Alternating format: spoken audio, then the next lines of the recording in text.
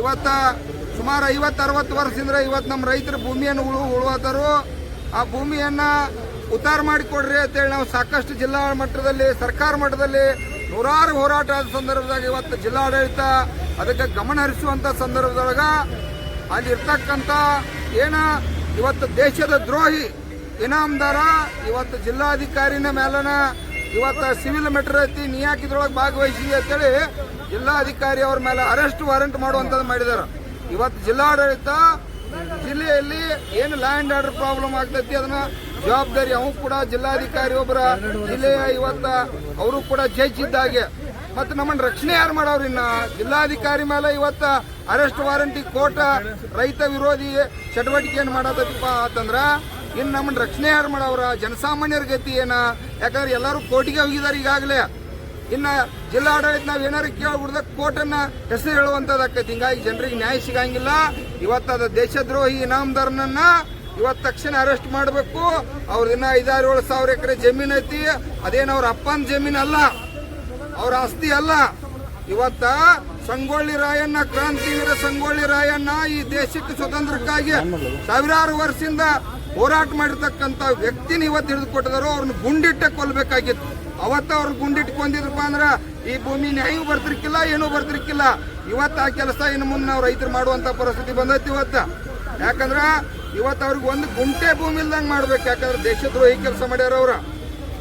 ಇವತ್ತು ರಾಯಣ್ಣ ಹಿಡಿದು ಕೊಟ್ಟವ್ರಿಗೆ ಇವತ್ತಿನ ಸರ್ಕಾರ ಸಪೋರ್ಟ್ ಮಾಡತೈತಿ, ಈ ಕೋರ್ಟ್ ಸಪೋರ್ಟ್ ಮಾಡತೈತಿಪ್ಪ ಅಂದ್ರ ಇವತ್ತು ಜನ ಆಂದೋಲನ ನಾವು ಜನ ತೀರ್ಮಾನ ಮಾಡ್ತೀವಿ.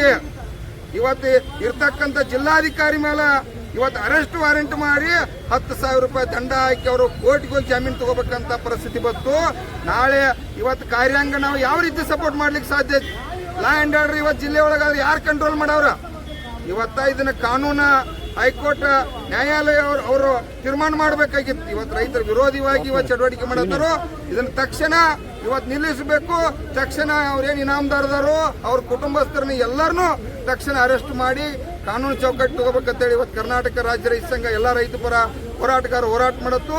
ಇನ್ನು ಮುಂದೆ 8 ದಿವಸನಾಗ ಅವ್ರ ಮನಿಗ್ ಕೂಡ ಹೋಗಿ ಹೋರಾಟ ಮಾಡಿ ಲಭ್ಯ ಕೊಟ್ಟುವಂತ ಕೆಲಸ ಮಾಡ್ಬೇಕೈತೆ ಸರ್ಕಾರಕ್ಕೆ ಎಚ್ಚರಿಕೆ ಕೊಡ್ತಾರೆ.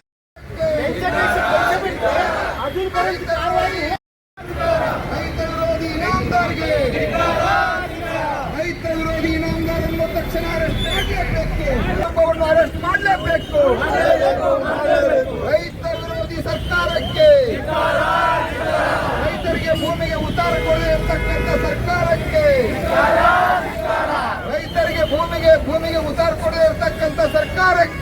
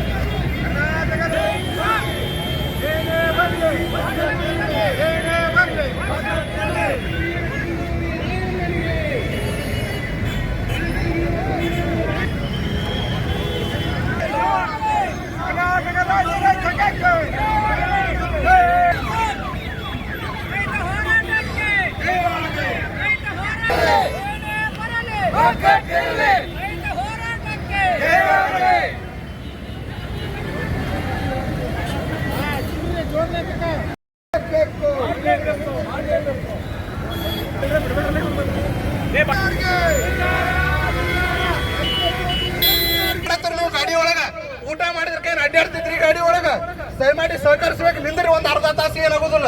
ಇವತ್ತು ನಾವು ನಮ್ಮ ಮನಿ ಮಠ ಕುಟುಂಬ ತನಕರ ಬಟ್ಟಿ ಹೋರಾಟ ಮಾಡಕ್ ಬಂದಂದ್ರೆ ನಮಗೆ ತಡಿ ಕೆಟ್ಟಿಲ್ಲ. ಸಾವಿರಾರು ಎಕರೆ ಭೂಮಿ ಕಳ್ಕೊಂಡು ಬಂದ ಇವತ್ತು ನಾವಿನ ಪರಿಸ್ಥಿತಿಗೆ ಬಂದು ದಯಮಾಡಿ ಸಾರ್ವಜನಿಕ ಸಹಕರಿಸಬೇಕು. ದಯಮಾಡಿ ನಿಂದ್ರಿ. ಕರ್ನಾಟಕ ರಾಜ್ಯ ರೈತ ಸಂಘಕ್ಕೆ, ವೀರರಾಣಿ ಕಿತ್ತೂರು ರಾಣಿ ಚೆನ್ನಮ್ಮಾಜಿಗೆ, ದೇಶದ್ರೋಹಿ ಇನಾಮದಾರ್ಗೆ, ದೇಶದ್ರೋಹಿ ಇನಾಮದಾರ್ಗೆ, ರೈತದ್ರೋಹಿ ಇನಾಮದಾರ್ಗೆ, ರೈತದ್ರೋಹಿ ಇನಾಮದಾರ್ಗೆ ಜೈ ಜವಾನ್. ದಕ್ಷಿಣ ಪಕ್ಷದ ಕೂಡ ಇರಬೇಕಿರ್ತ